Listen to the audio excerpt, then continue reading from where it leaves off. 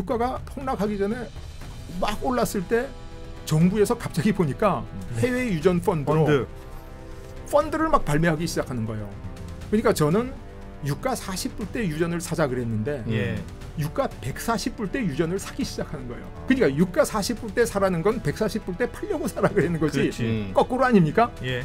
셰일 혁명이 오면 유가가 떨어진다는 게 분명하고 그 떨어진 손실을 국민 세금으로 다 부담하는 걸 만드는 거예요. 지키기 위해서 만든 총으로 우리나라 국민을 학살하는구나.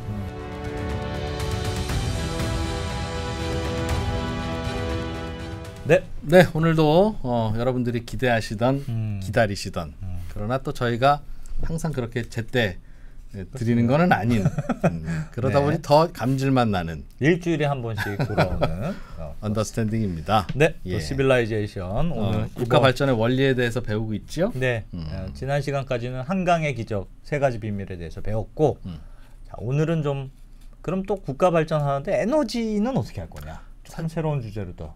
이게 시빌라이제이션이잖아요. 네. 문명화.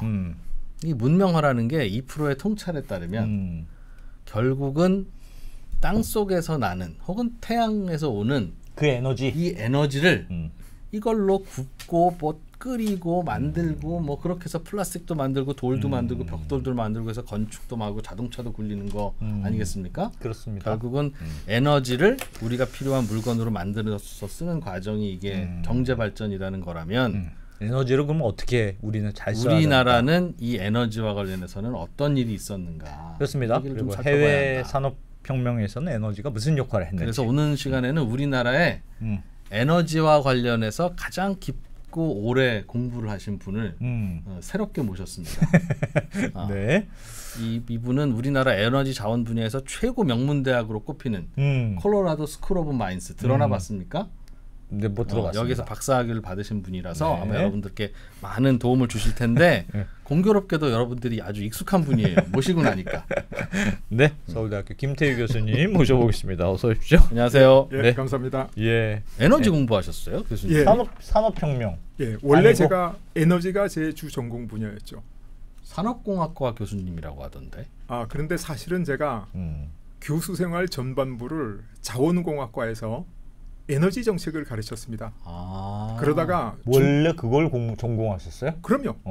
그러다가 석유, 중간에 석탄, 뭐 발전, 예. 전기 어떤 아주 특별한 계기가 생겨가지고 예. 제가 산업공학과로 전과를 해서 호적을 파서 옮겼습니다. 교수 때요? 예, 교수 어머나, 생활을. 어머나. 그런 경우도 있습니까? 아, 교수로 아주- 하다가 나 옆과로 갈래.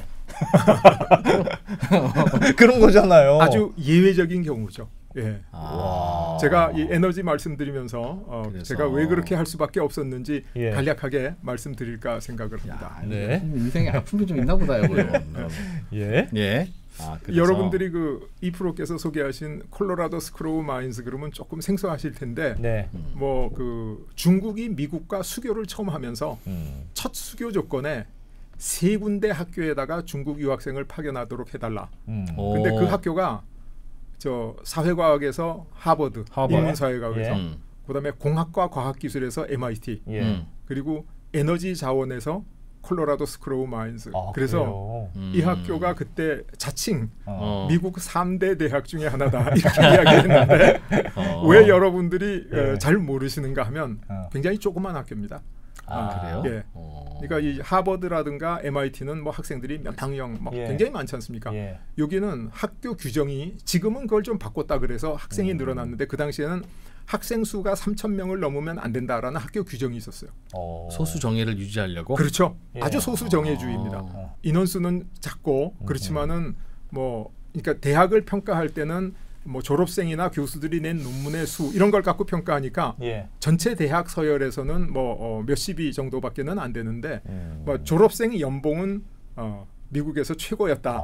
근데 최근에 IT가 뜨면서 아마 최근에는 최고가 아닌 것 같은데 아주 자랑하던 게 우리 학교 졸업생들은 연봉은 미국에서 제일 많이 받는 대학교다. 이런 프라이드를 가지고 있었죠. 예.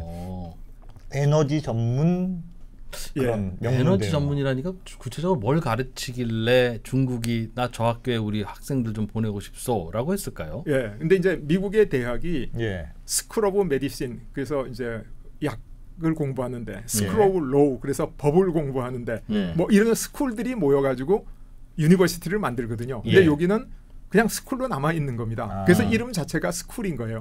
체제는 똑같은데. 근데 이제 뭐 우리가 잘 알다시피 하버드에서는 인문학하고 사회과학, 뭐 경제학 이런 거 많이 하지 않습니까?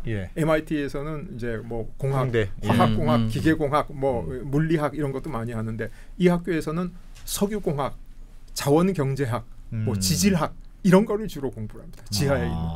그래서 미국 서부 개척 시대에 금을 많이 캐는 게 그때는 제일 큰 돈이 됐으니까 이 지하 자원의 탐사, 시추, 뭐 생산 이런 거를 주로 공부하는 학교였죠. 그때부터 인재를 그쪽 인재를 여기서 키워내야 된다는. 그렇죠. 예. 그래서 이제 제가 젊었을 때 석유 위기가 터지니까 맞다. 그때 유학 가셨다고 그랬지. 에너지 위기를 이 석유 위기를 한번 해결하는 공부를 해야 되겠다. 그래가지고 이제 수소문을 해서 막 그 자료를 찾다 보니까 이 콜로라도 스쿨 오브 마인즈라는 학교가 이제 눈에 들어서 내가 이 학교에 가서 공부를 좀 해야 되겠다. 그래서 이제 유학을 가게 된 겁니다. 진짜 그때는 에너지가 지금보다 더 중요했을 때였겠네요. 굉장히 중요했죠. 왜냐하면 그때만 해도 우리나라 산업도 전 세계적으로도 이제 기술 부가가치보다는 이 그 물량, 질량 부가가치가 높을 때니까 모든 상품의 에너지 소비가 굉장히 많았습니다. 지금에 비해서. 지금은 아주 모든 게 경박 단소화돼 가지고 스마트폰이라든가 반도체라든가 이런 아주 기술 집약적인데 돈이 많이 들어가지 않습니까? 그때는 에너지에 훨씬 더 많이 돈이 들어갔죠. 그래서 석유 위기는 정말 전 세계적인 엄청난 위기였습니다. 근데 이 석유 위기가 어떻게 시작됐냐 하면 2000년 전에 유대 왕국이 망해서 없어지지 않습니까? 그래서 이스라엘 사람들이 유대 민족들이 전 세계로 퍼져서 디아스포라 이렇게 얘기를 하죠. 전 세계에 가가지고 흩어져서 살고 있었는데 이제 세계 2차 대전이 끝나면서 그 팔레스타인 지역에 땅을 일부 마련해서 전 세계에 있던 유태인들이 모여가지고 이스라엘이라는 국가 2000년 전에 망한 유대 왕국을 재건하기 시작한 거죠. 그래서 그 땅이 비어 있었냐? 비어 있지 않죠. 팔레스타인 사람들이 살고 있었죠. 근데 팔레스타인 2000년 동안 살고 있었는데 여기 우리 2000년 전에 우리 땅이었어. 나가. 그리고 이스라엘을 만드니까 아랍 사람들이 가만히 있겠어요? 가만 안 있죠. 그래가지고 이제 이스라엘하고 전쟁을 시작했습니다. 1차 전쟁 때 이스라엘이 굉장한 위기를 맞을 줄 알았는데 아랍의 공격을 잘 격퇴했어요. 2차 전쟁 때 또 잘 격퇴했습니다. 3차 전쟁 때 모세 다얀 장군이라는 사람 아마 여기 기억하시는 분도 계실지 몰라요. 한쪽 눈에 이렇게 안대를 한 우리가 그 외눈 검은 안대를 한 분인데 이분이 그냥 전격적으로 쳐들어가 가지고 에집트가 점령하고 있는 사이나이 반도 이 전체를 점령하고 시리아가 가지고 있던 골란 고원을 다 점령해 버렸어요. 그래서 그때부터 이스라엘 땅이 됐구나. 엄청나게 커졌죠. 그래서 이 사다트라고 그 에집트 대통령이 안 되겠다. 절치부심. 몇 년 동안 소련에서 무기를 야금야금 굉장히 많이 사들여 가지고 시리아하고 같이 4차 중동 전쟁을 일으켜서 욤 키푸르라고 그 유대인 명절이 있습니다. 속죄일 그러는 명절. 그날을 기해 가지고 다시 쳐들어갔죠. 아랍이. 초전에서는 이스라엘이 밀리는 것 같더니 이스라엘이 반격을 해가지고 이제는 뭐 시나이 반도가 아니라 에집트 본토까지 일부 먹어버린 거예요. 그러니까 아랍 사람들이 야 우리는 저 그때만 해도 이스라엘 인구가 500만 뭐 400만 이렇게밖에 안 됐거든요. 몇 억 인구가 있는데 어떻게 이스라엘하고 싸워가지고 자꾸 지냐. 말이 안 되잖아요. 그 이유는 미국하고 영국이 암암리에 참전해가지고 도와주기 때문이다. 근데 우리가 지금 아랍 사람들이 힘을 합쳐가지고 미국하고 싸워서 이길 힘이 없으니까 우리가 가지고 있는 게 뭐냐면 석유니까 또 석유를 우리한테 수입해다 쓰니까 미국이 석유 가격을 왕창 올려가지고 아주 경제를 타격을 크게 줘야 되겠다 해서 시작한 게 바로 석유 위기입니다. 그냥 일방적으로 확 올려버린 거군요. 유가를 확 올려버린 거예요. 그러니까 거기 전쟁에 참여 안 했던 다른 아랍 국가, 사우디아라비아 이런 나라도 같은 아랍 민족이니까 다 동조를 했죠. 그래가지고 전 세계적으로 유가가 막 왕창 올라버린 거예요. 그래서 뭐 어느 정도 기간을 두고지만 거의 4배까지 올랐습니다. 그래서 이제 3차 중동 전쟁을 6일 전쟁, 엿새 만에 끝났으니까 4차 중동 전쟁을 욤키푸르 전쟁, 그 속죄일 전쟁 이렇게 부르는데 요 4차 그 중동 전쟁이 끝나고 바로 그 석유 위기가 터진 거죠. 이제 67년에 전쟁이 일어났고 그 제가 이제 젊었을 때니까 제가 이 전쟁사 읽는 걸 굉장히 좋아했죠. 그래서 아니 도대체 이스라엘은 군대가 5만 명이 채 안 됐습니다. 그때. 근데 아랍연합군은 25만쯤 됐어요. 5배쯤 됐어요. 그리고 비행기도 더 많아. 탱크도 더 많아. 근데 이스라엘을 어떻게 이겼지? 이게 정말 궁금한 거예요. 네. 그러니까 제가 옛날에 이제 우리나라 역사를 공부하면서 고구려가 군대가 많았다는 아무 설도 없고 그런데 수양제의 113만 대군을 완전 박살을 냈는데 그게 어떻게 됐는지 굉장히 궁금한 거예요. 근데 사료가 없어서 몰라요. 그다음에 고구려가 그 양만춘이 어떻게 그 안시성에서 당태종 그러면 중국 역사상 최고의 황제인데 그 당태종을 완전히 격퇴해가지고 뭐 좀 야사에 의하면 한쪽 눈을 화살로 쏴가지고 애꾸가 됐다 그러는데 그건 역사에는 안 나옵니다. 그래서 당태종이 물러가고 죽으면서 유언을 하기에 다시는 요동을 도모하자라. 고구려 쳐들어가지 마라. 이걸 유언으로 남길 정도로 했나. 그게 궁금했는데 제가 고구려 역사를 지금 다시 복원해서 볼 수도 없고 자료도 없는데 6.1 전쟁을 보니까 그게 가능했겠구나 이런 생각이 든 거예요. 그래서 6.1 전쟁사를 열심히 읽었어요. 근데 그 비밀이 뭐냐면 07시 45분이야. 07시 45분이 뭐예요? 그게 뭐냐면 아침 45분? 예, 아침에 07시 45분. 이게 뭐냐면 전쟁사를 보니까 아랍의 이집트의 그 공군기, 소련에서 수입한 미국이 뭐 이 수호이 이런 기기 있지 않습니까? 시리아하고 이 공군 전투기의 85%가 비행장에서 다 파괴된 거예요. 탱크도 경납고 안에서 다 파괴가 됐어. 나가보지도 못하고. 기습 공습이었구나. 기습한 거예요. 근데 그 기습을 언제 했냐면 이집트하고 시리아하고 이 아랍 국가가 보통 이제 일과는 9시에 시작하는데 군대는 8시부터 시작을 해요. 8시부터 시작하니까 집이 먼 사람은 집에서 뭐 7시에 출발하기도 하고 뭐 7시 반에 출발하기도 하고 해서 그 지휘관들이 부대로 오지 않겠습니까? 근데 15분 전에는 다 자동차 속에 있는 거예요. 멀리 살든 가까이 살든 사람. 그러니까 그때는 무선 통신이 발전 안 해가지고 무전기는 있었지만 지휘가 잘 안 되는 거예요. 그러니까 이 아랍의 지휘가 안 되는 8시 일과 시작하기 딱 15분 전에 공습해가지고 완전히 박살을 내버린 거예요. 그게 새벽 5시였으면 더 효과적이지는 않았을까요? 꼭 그렇지는 않죠. 왜냐하면 자기 집에 있으면 전화가 되고 그러니까 이 전화가 잘 되죠. 근데 07시 45분 자전거 타고 오고 차 타고 오고 중간에 그 애매한 시간. 아주 애매한 그 07시 45분. 장군님한테 연락 안 되는 딱 그 시간. 집에 계시면 집으로 연락하면 되고 부대에 있으면 부대로 연락하면 되는데 출퇴근 중인 중간에는 연락이 안 되네. 그래서 제가 이제 이 07시 45분이라는 게 정말 대단한 거구나. 그래서 제가 그때 결심을 했습니다. 나는 한평생 07시 45분에 내 일과를 시작하겠다. 그래가지고 제가 교수 생활 30년을 하면서 특별한 일이 없는 날 매일 07시 45분에 연구실에 도착해서 일과를 시작했어요. 07시 45분 제 일과 시작 시간이었어요. 제가 거의 예외가 없이 30년을 보냈습니다. 근데 제가 07시 45분까지 학교에 가니까 제가 지도하는 학생이 학교에 안 나오면 안 되잖아요. 그렇죠. 그래서 학생들한테 나는 07시 45분인데 너희는 08시까지 나와라. 08시까지 나오지 않으면 내가 지도하지 않는다. 뭐 그런 거죠. 근데 학생들이 아니 말이야 민주사회에서 이게 입시학원도 아니고 어떻게 우리가 08시까지 학교에 나옵니까? 좀 봐주지. 제가 학생들 어떻게 하나 보니까 한 9시나 10시쯤 나와가지고 신문 한참 보는 거예요. 커피 마시고 그리고 점심 먹고 실제로 일과를 시작해. 그래서 제가 학생들한테 그랬죠. 나는 이제 이런 이유로 07시 45분에 평생 내 일과를 시작하기로 했는데 너희들이 08시에 나온다고 약속을 하고 삼진 아웃 3번 지각하면 내가 지도를 더 안 한다라는 조건 하에서 나한테 배우면 1년 일찍 졸업시켜주겠다. 그래서 사람이 뭐 평생 뭐 60평생이란 말도 있고 앞으로 100세 시대가 오는데 젊음은 짧지 않습니까? 5년, 뭐 10년 이내가 젊음인데 정의하기에 따라 다르지만은 5년 젊음에 1년을 절약했다는 것은 인생을 20% 더 산 거다.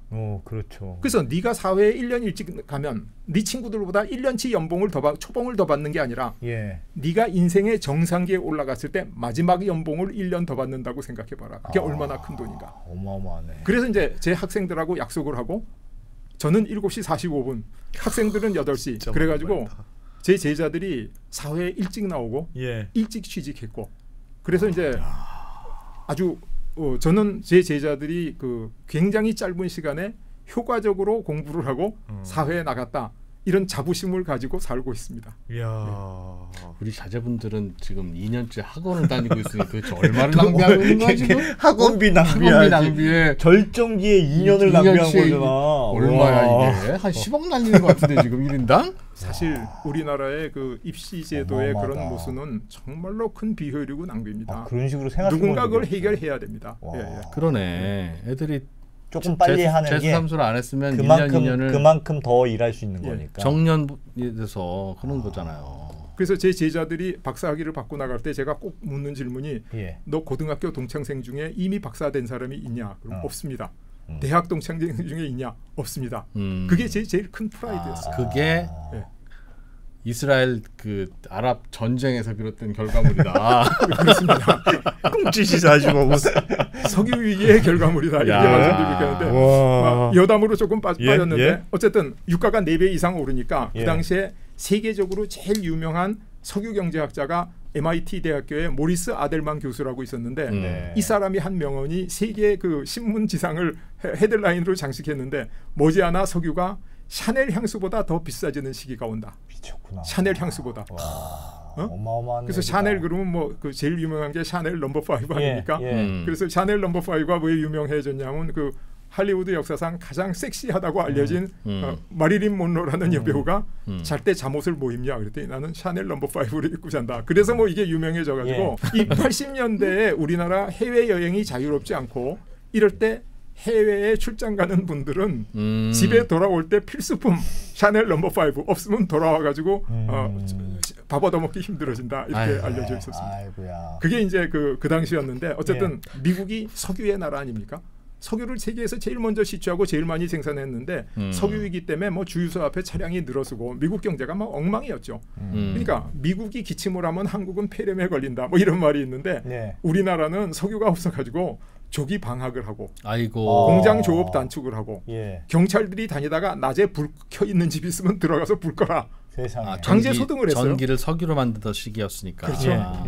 그러니까 뭐 참 우리 경제가 굉장히 어려웠습니다. 그래서 그렇겠네. 이 테헤란로 그 당시의 사진을 보면 평양 거리보다 자동차가 더 없어요. 석유가 없어서. 그리고 이 테헤란로의 원래 이름이 삼릉로였습니다. 삼릉로. 그런데 우리가 석유를 확보하는데 좀 도움이 될까 해서 이란에 가가지고 테헤란하고 서울하고 교차로 우리나라의 제일 중심 큰 길을 테헤란로로 바꿀 테니까 너희 나라에도 서울로를 하나 만들자. 그래서 한국이 이란하고 상당히 그래도 사이가 좋았습니다. 그래서 이런 교환을 하고 그래서 뭐 우리 그 이 테헤란로라는 이름 자체가 석유 위기가 핥힌 상처 중에 하나다라고 제가 학생들한테 이야기할 만큼 지금 우리나라 한강 그 중심 대로를 뭐 외국 수도 이름을 따가지고 로마로, 그렇지. 파리로, 뭐 워싱턴로 이러면 누가 좋아하겠어요. 거기다가 이 선진국도 아니고 아랍에 있는 나라에 이름을 땄는데 근데 아무도 테헤란로에 대해서 이의를 제기하지 않았어요. 그만큼 절박했군요. 절박했죠. 정말로 절박했죠. 이게 석유 위기 당시입니다. 그래서 제가 이제 유학을 가서 공부를 하고 그리고 이제 서울대학교에 돌아와서 에너지 자원공학과 그러니까 서울대학교 공과대학 자원공학과에 에너지 정책을 가르치는 교수로 부임을 했어요. 그러면서 이제 속으로 생각했죠. 내가 석유 위기를 공부하러 왔으니까 석유 위기에 와라. 내가 있다. 이렇게 생각했는데 아무리 기다려도 석유 위기가 안 오는 거예요. 공부하고 왔는데 2차까지 터지는 거 보고 공부하고 왔는데 3차가 터져줘야 되는데 안 터지는 거예요. 그때를 삼저 현상의 시대 그럽니다. 저유가, 저인플레이션, 저달러. 그래가지고 한국 경제가 막 약진을 했어요. 왜냐하면 기름값도 싸고 달러값도 싸고 인플레이션도 없고 그러니까 막 그래서 사실은 이 삼저 현상 기간에 우리나라가 근대 국가의 기초를 좀 닦게 됐죠. 물론 삼저 현상 때 이렇게 우리가 발전할 수 있었던 게 그 전에 이제 중동 경기, 그 전에 월남전 참전 이게 다 디딤돌이 있어서 그렇지만은 요때 이제 발전했는데 그 2004년쯤 될 때 가만히 기다려 보니까 유가가 20불 때 뭐 있던 유가가 40불에 육박하는 거예요. 그래서 제가 이제 드디어 3차 석유 위기가 온다. 이렇게 감지를 했죠. 그래서 신문에 칼럼을 쓸 때 사람도 이 체온이 40도가 넘어가면 위험한데 유가 40불도 이거 위험하다. 그러면서 앞으로 유가가 $100가 돼야 된다는 전제하에 정책을 세우자. 이렇게 주장을 했죠. 교수님이 예. 2004년에 예. 이게 지금 저 매일경제에 제가 투고한 내용 그걸 그대로 하는데 뭘 보시고 유가가 저 40불 수준일 때 100불 얘기를 하셨어요? 왜냐하면 1차, 2차 석유위기 때 유가가 3배, 4배씩 올랐거든요. 예. 그러니까 40불에서 오르기 시작하면 100불에 넘는 건 별로 어렵지 않아요. 오르면 금방 오른다. 오르면 금방 오른다. 저 때는 무슨 뭐 특별하게 뭐 중동이 무슨 갈등이 있거나 그래서는 아니었을 텐데. 맞습니다. 그래서 이제 제가 이런 강연을 하고 막 신문에 네. 칼럼을 쓰니까 산업부에서 장관이 과장한테 김태우 교수가 유가 100불 된다 그러는데 우리 대책이 뭐야? 그러니까 이제 저한테 전화해가지고 막 항의하고 그랬죠. 왜 그런 소리 하셔서 교수님 그렇죠. 보고서 내야 되잖아요. 왜 그런 얘기를 하십니까? 그래서 이제 제가 바로 설명한 게 예. 지금 뭐 제가 이 국제 정치를 전공하는 사람은 아니지만은 예. 내가 볼 때 중동의 이 그 공급의 큰 위기는 금방 오기는 어렵다. 그러니까 1차 위기가 중동 전쟁 때문이고 예. 2차 위기가 이란 혁명 때문인데 당분간 공급 쪽에는 큰 문제가 안 보이지만은 중국이 석유를 엄청나게 사다 쓰기 시작하는 거예요. 예. 수요 쪽에 위기가 오기 때문에 유가가 오를 것이다. 제가 이렇게 이제 답변을 했죠. 예. 그랬더니 그다음에 저한테 얘기하는 게 그럼 해결책이 뭐가 있습니까? 우리 돈이 없는데 어쩌라는 말입니까? 대책이 하나도 없는 거예요. 예. 서 있는 것도. 그래서 이제 제가 주장한 게 우리가 해외 유전을 사놓으면 해외 유전을 사놓으면 유가가 2배 올라도 우리께 2배 오르고 그렇죠. 10배 올라도 우리께 10배 오르고 예. 그러니까 해외 유전을 삽시다. 아하. 이렇게 제안을 한 거예요. 예. 근데 살 돈이 없는 거예요. 유전이 비싸니까. 그래서 아니 살 능력도 없고 살 돈도 없는데 사자고 주장하시면 됩니까?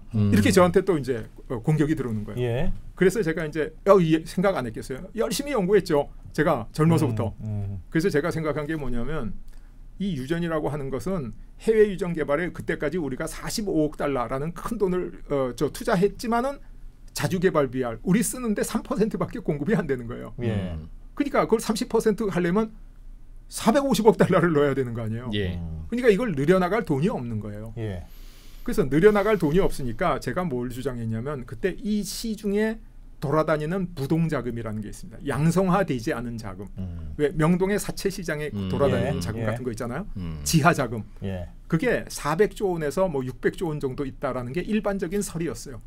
그래서 제가 이 돈을 유전 개발 자금으로 양성화시키자라는 주장을 했어요. 예. 유전 개발 펀드에 돈 넣으면 출처를 묻지 않는다 뭐 이렇게. 맞습니다. 그런 거네. 예. 자금 출처를 묻지 않겠다 그렇게 하자. 그랬더니 아니 왜 그런 엉터리 없는 범법에 해당하는 발상을 할 수 있느냐. 예. 그래서 이제 제가 한 얘기가 뭐냐면 2차 대전 때 프랑스가 독일한테 점령당하지 않습니까? 그래서 프랑스는 사실 선진국 대열에 끼일 수 없는 나라였어요. 이제 예. 완전히 처질 수 있는 나라인데 프랑스의 영광을 지켜준 부대가 그 웨인 부대라는 게 있어요. 웨인 부대가 요새 뭐 미국의 네이비실, 한국의 뭐 특전사 이래가지고 예. 특수 부대들이 많은데 특수 부대의 원조 중에 원조고 전투력이 제일 강한 부대 중에 하나였어요. 그러니까 프랑스의 영광을 지켜준 게 프랑스의 웨인 부대다. 근데 예. 웨인이라는 게 프랑스 사람 아니라는 거 아닙니까? 그러니까 식민지에서 온 사람, 뭐 범죄자, 뭐 이런 그 프랑스 시민도 아닌 이런 이상한 사람들을 용병? 그렇죠. 용병도 아니에요? 일종의 용병이죠. 예. 물론 용병은 외국의 군대를 데리고 와서 우리나라에서 쓰고 그 나라로 돌려보내는 게 용병인데, 예. 근데 그거는 아니고 프랑스의 군대인데 외국인으로 구성된 부대죠. 그래서 좀 이 시민권도 없고 이런 사람들한테 아주 위험하고 이기기 어려운 전투에 그 외인 부대를 파견해서 예. 죽으면 할 수 없고 무명용사로 끝나고 예. 살아 돌아오면 이 신분을 완전히 세탁하고 아하. 정착할 수 있는 자금을 다 주고 그래가지고 영광스러운 프랑스 시민으로 만들어주는 조건하에 이제 이 외인 부대에 들어가는 겁니다. 근데 외인 부대의 정식 기록에는 범죄자나 이런 사람은 없다 이렇게 써 있는데 네. 그 당시에 되게 알고 있어요. 그래서 제가 이제 프랑스라는 나라가 국제 경쟁에서 살아남기 위해서 외인 부대를 활용한 것처럼 우리도 이 지하에 있는 부동자금 이것을 양성화시켜줘서 예. 그 양성화된 돈이 석유위기로부터 대한민국 경제를 구출하는 역할을 하면 예. 그러면 양성화시켜줘도 괜찮지 않느냐. 어허. 그런 주장을 막 했더니 아무도 대안이 없는 거예요. 유가는 오를지 모르고 석유위기가 오면 우리 경제가 위기가 오는데 방법이 없다. 그래가지고 이제 제안이 정부에서 채택이 됐어요. 예. 채택이 돼가지고 김태유 교수가 주장한 유전 개발 펀드를 만든다.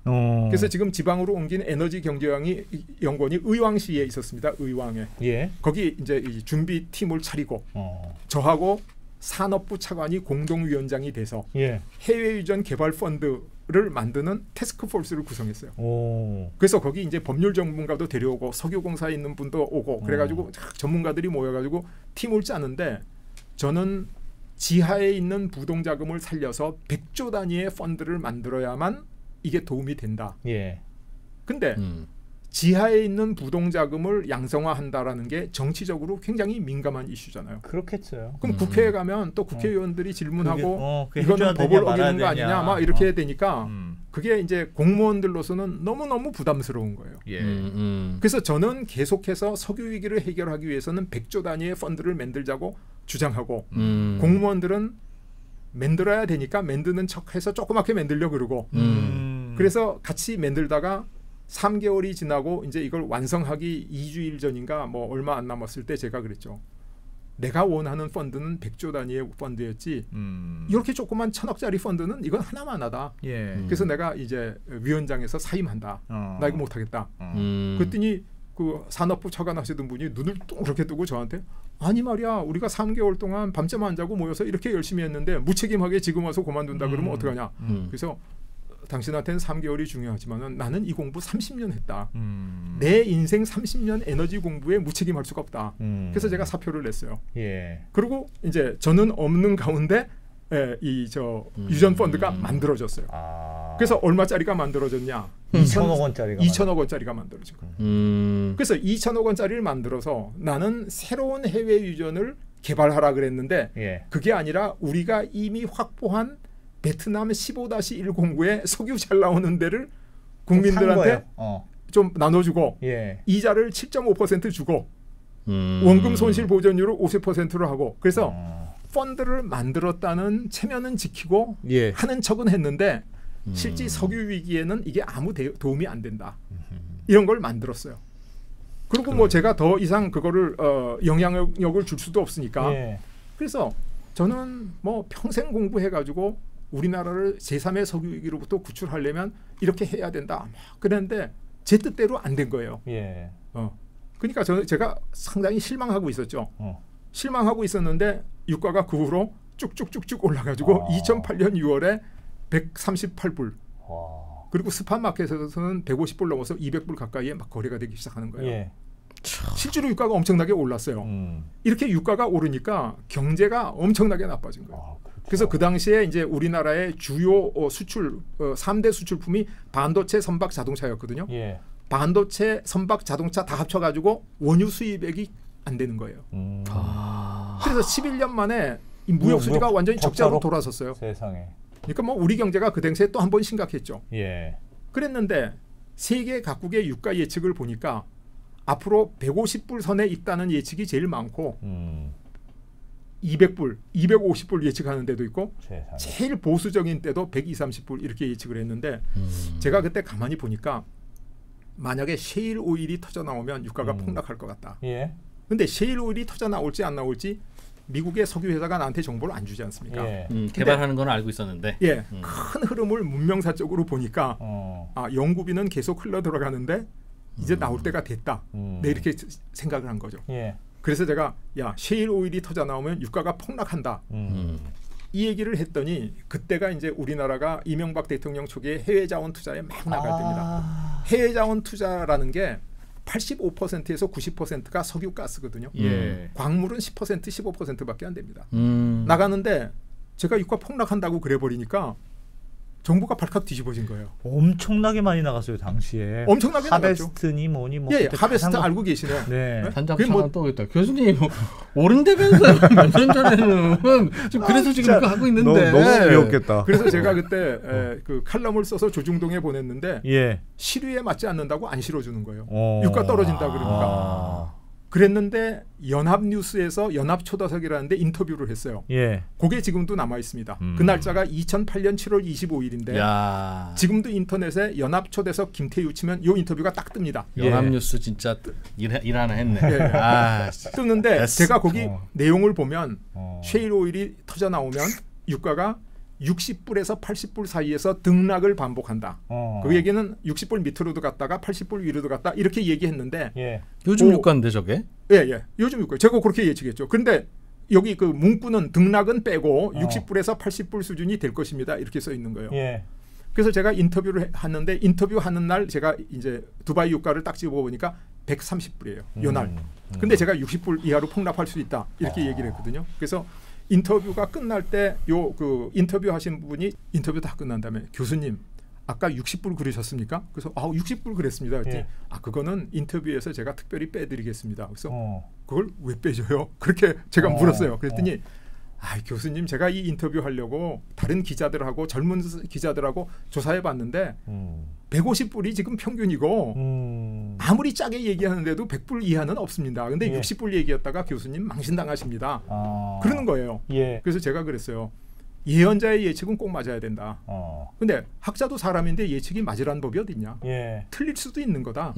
그래서 내 예측이 맞았다 틀렸다가 중요한 게 아니라 내 예측이 맞으면 맞아서 좋고 틀리면 내가 왜 틀렸는지를 기록에 남겨둬야지 우리 후학들이 또 안 틀린다. 이거는 고속도로를 가다가 거기 뭐 도리 같은 게 있어서 교통사고가 났어요. 예. 위험 표지판 안 붙이고 가면 뒷사람 또 교통사고 나잖아요. 그렇죠. 이거는 학자의 양심상 있을 수 없는 일이다. 그러니까 60불이라는 걸 남겨주셔야 맞으면 좋고 틀리면 내가 그걸 뭐 반성문이라고 해야 될지 위험 표지라고 해야 될지 왜 내가 틀렸는지를 기록에 남겨두는 게 평생 국민 세금으로 월급 받아서 잘 산 서울대학 교수로서의 이건 임무다. 이건 내 선택이 아니라. 그러니까 그거 꼭 남겨주십시오. 예. 이렇게 얘기했는데 그 후로 유가가 실제로 폭락해서 60불 이하로 떨어졌습니다. 그렇죠. 네. 그때 해외 자원 네. 다 망가졌죠 그때. 그래서 제가 이 인터뷰를 하고 막 학생들도 그걸 찾아보고 그러는데 한 달도 안 돼서 수업에 들어가니까 학생 한 명이 손을 두고 교수님은 귀신입니다 그런 거예요. 그래서 내가 왜 귀신이냐 그랬더니 교수님 인터뷰한 대로 유가가 지금 팍 떨어졌습니다. 그런데 제가 그 인터뷰에 분명히 뭐라고 썼냐 하면 앞으로 한 3년 지나야 이렇게 된다고 썼거든요. 예. 근데 한두 달밖에 안 되는데 떨어진 거예요. 그래서 제가 야 이거는 소 뒷걸음질을 하다 쥐잡기 한 거다. 이건 글로벌 경제 위기 때문에 리만 브라더스 위기 때문에 떨어진 거지 셰일 오일 때문에 떨어진 게 아니다. 예. 제가 그렇게 설명을 했죠. 예. 그래서 유가가 떨어졌다가 다시 리만 올랐어요. 브라더스 사태가 올라가면서 다시 회복되고 2, 3년이 걸렸습니다. 그러고 나서 본격적인 셰일 혁명이 온 게 또 2, 3년 후예요. 그러니까 리만 브라더스 사태가 없었으면 내가 예측한 대로 한 3년 후에 유가가 폭락했을 텐데 실제로는 한 5년에서 6년 후에 폭락해서 제가 맞추기는 맞췄는데 예. 글로벌 위기 때는 내 말 때문에 떨어진 게 아니고 예. 실제로 2015년 그때 돼가지고 이제 내가 예측한 대로 떨어졌다. 예. 이제 그렇게 얘기할 수가 있죠. 유가가 폭락하기 전에 막 올랐을 때 정부에서 갑자기 보니까 내가 옛날에 제안해서 만들다가 이제 제가 한 해외 유전 펀드를 막 발매하기 시작하는 거예요. 그러니까 저는 유가 40불 때 유전을 사자 그랬는데 예. 유가 140불 때 유전을 사기 시작하는 거예요. 그러니까 유가 40불 때 사라는 건 140불 때 팔려고 사라 그러는 거지. 그렇지. 거꾸로 아닙니까? 예. 근데 국가가 유전 펀드를 만들어서 140불 때 사고 그것도 원금 손실 보존율을 90%로 해서 막 발매를 시작하는 거예요. 그러니까 이거 큰일 났네. 저는 지하 자금들한테 석유 해외 유전 매입을 시키고 유가가 오르던 떨어지던 네 책임이야. 우리 국민 세금에 손대지 마.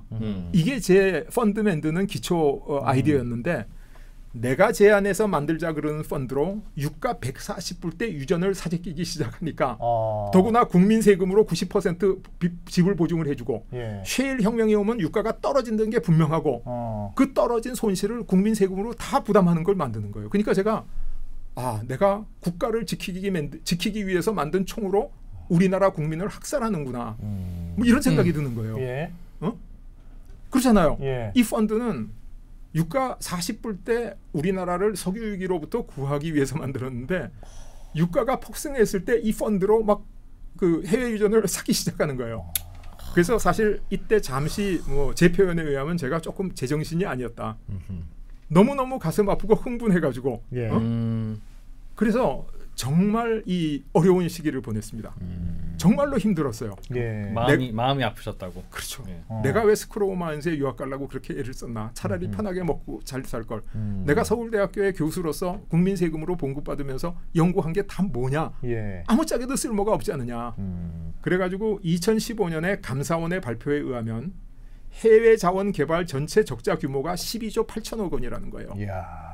12조 8천억 원 엄청난 돈 아닙니까? 예. 외화로 다 날렸을 텐데 저거. 달러로 날린 거죠. 근데 이게 실제 12조 8천억 원이 아닙니다. 왜 그러냐 하면 우리가 이제 그 국고 낭비하는 가장 대표적인 예가 보도블럭 연말 되면 갈아치우잖아요. 네. 그럼 보도블럭이 내구 연한이 10년이라 그러면 내년에 갈 걸 올해 가는 게 1년치의 감가상각비가 낭비되는 거지 다른 건 하나도 낭비되는 게 아니에요. 예. 그러면 10억 원의 보도블럭을 미리 갈아치워도 실질적으로 낭비된 거는 1억 원도 안 되거든요. 네.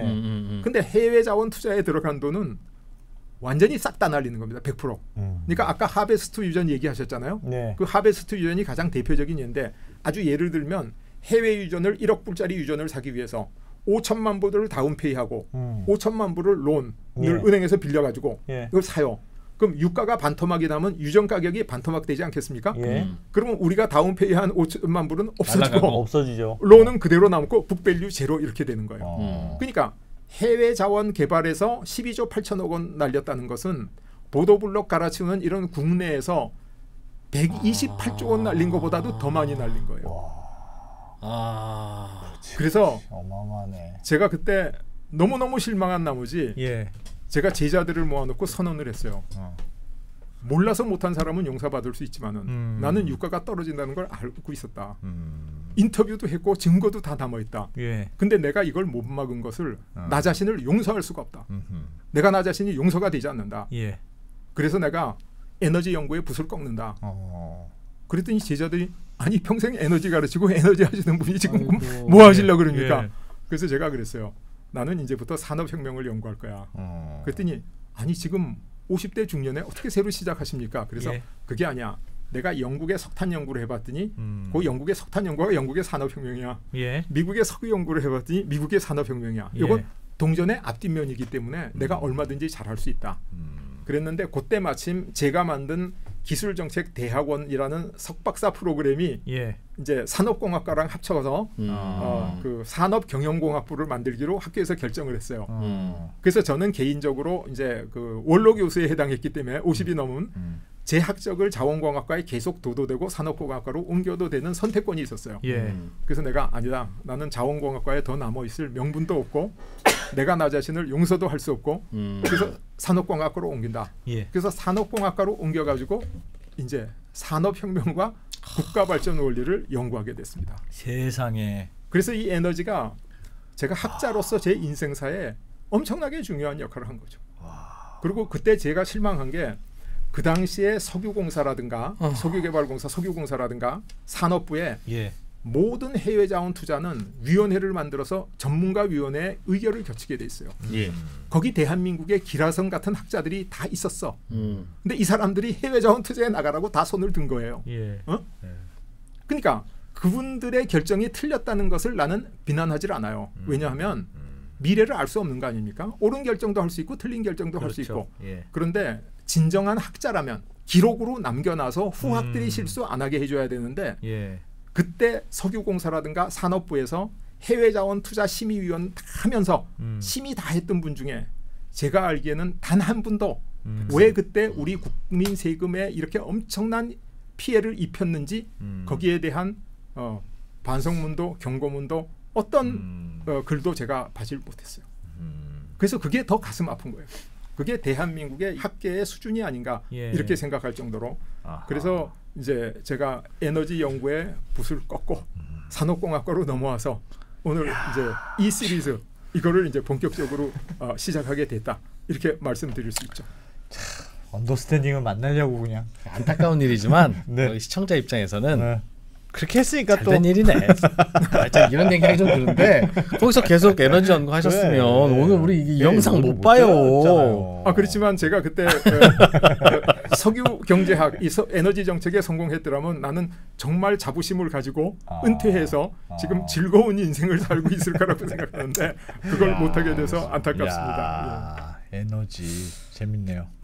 대개는 대통령이 하라고 하면 공무원들은 그거 실적 잘 올려야 승진하니까 그것 바깥으로 이제 자원개발 자금 빼내는 게 일이고 본인이 책임지기 싫으니 이제 이런 학계나 여기저기에서 위원회 만들어서 거기서 이제 결론 낸 걸로 합니다라고 하는데 하면서 이제 교수님들한테 이런 방향으로 좀 도와주십시오 하면 또 그렇게 하고 다들 다 그러던데요. 진짜 반대하면 다음 위원회 안 부르고. 엄청난 이 프로께서 아주 잘 말씀해 주셨는데 사실 우리나라의 공직자들이 공직 제도가 어떠냐면 당장 단기 성과를 조그만 걸 내면 승진을 해요.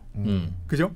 근데 미래 멀리 있는 문제를 가지고 정말 중요한 좋은 결정을 해도 승진할 기회도 찾아오지 않고 자기 신상에 전혀 도움이 안 돼요. 그러니까 모든 공무원이 눈앞에 있는 짧은 일을 빨리 성과를 내서 더 좋은 자리로 옮겨가려고 그러는데 그거는 공직자 개인의 문제가 아니고 우리나라 공직 제도의 문제입니다. 그래서 제가 이 시리즈 끝나기 전에 그 문제를 한번 심각하게 잘 설명을 할까 그렇게 생각하고 있는데 중요한 거는 그 공직자들이 도움을 청해서 도움을 주겠다고 온 학자들의 문제다. 왜냐하면 학자들은 무한 책임이 있지 않습니까? 법적인 책임은 없더라도. 그런데 지금 우리나라 국민 세금을 이렇게 많이 날리고도 무한 책임을 짓는 사람이 아무도 없고 거기에 대해서 그때 왜 그런 결정을 하지 않을 수 없었는지 후학들은 또다시 그런 결정을 안 할 수 있도록 어떤 가이드라인을 제공한 어떤 것도 저는 아직 찾아보지 못했어요. 물론 제가 찾아보지 못한 게 어디 있을 수는 있지만은 제가 열심히 찾아본 바에는 그런 게 없습니다. 그래서 그게 정말 안타까운 거예요. 네. 이때 요 얘기 때 나도 고민을 좀 했었는데 고민했어요? 이게 무슨 얘기를 했었냐면 저는 왜 해외 자원 개발을 자꾸 하려고 하십니까? 나는 유가는 예측 못하는 사람이니까. 그래서 물어봤더니 유사시에 우리 국민들이 쓸 에너지는 있어야 되는데 가져올 수는 있어야 우리 되는 땅에서는 거냐? 안 나니 해외에서라도 우리 이름 박힌 유전이 있어야 유사시에 갖고 옵니다 그러더라고요. 그렇죠. 그래서 제가 물었어요.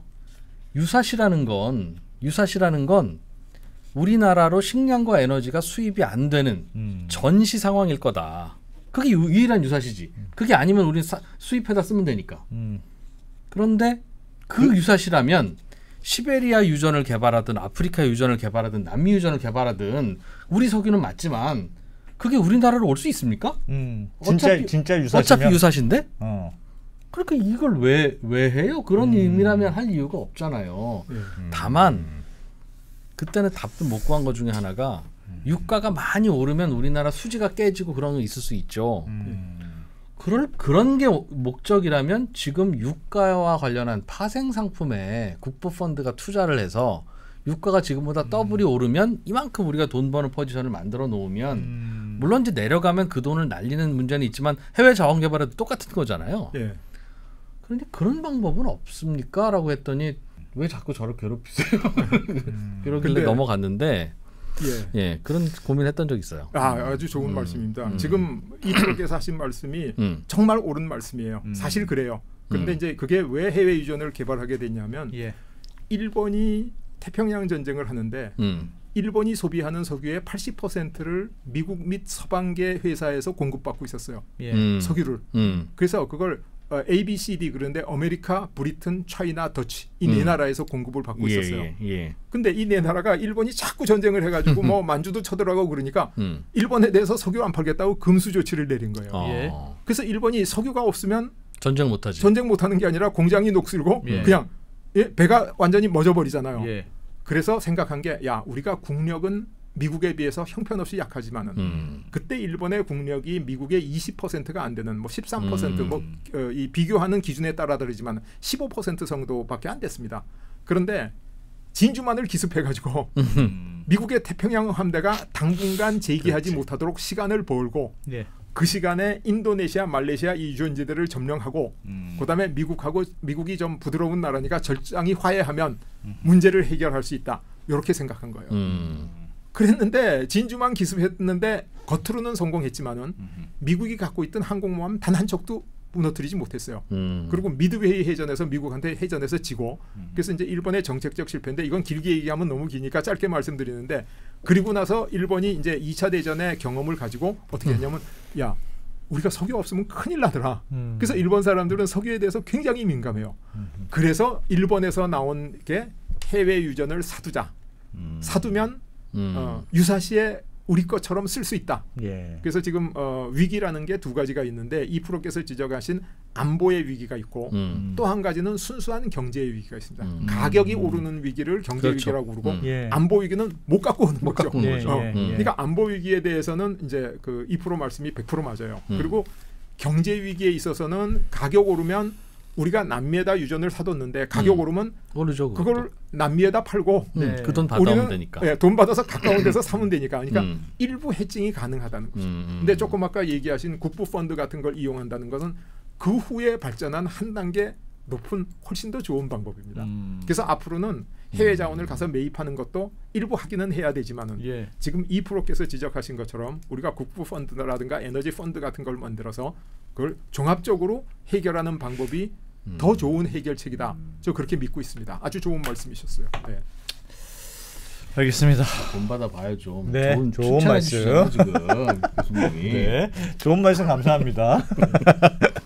네, 오늘은 앞으로 에너지 얘기를 좀 더 배울 건데 근데 야, 되게 힘들게 사셨다. 오늘은 교수님 얘기가 뭔가 아유, 50대 중반에 뭔가 새로 할 수 있을까? 우리 50대 초반이잖아요, 우리가. 뭐 좀 새로운 거 좀 시작해 보세요. 50대인데. 시작한 게 이거예요. 언더스탠딩. 뭘. 알겠습니다. 야, 에너지 얘기는 다음 시간에 또 이어서 더 네. 들어보겠습니다. 자, 오늘 잘 들었습니다. 고맙습니다. 감사합니다.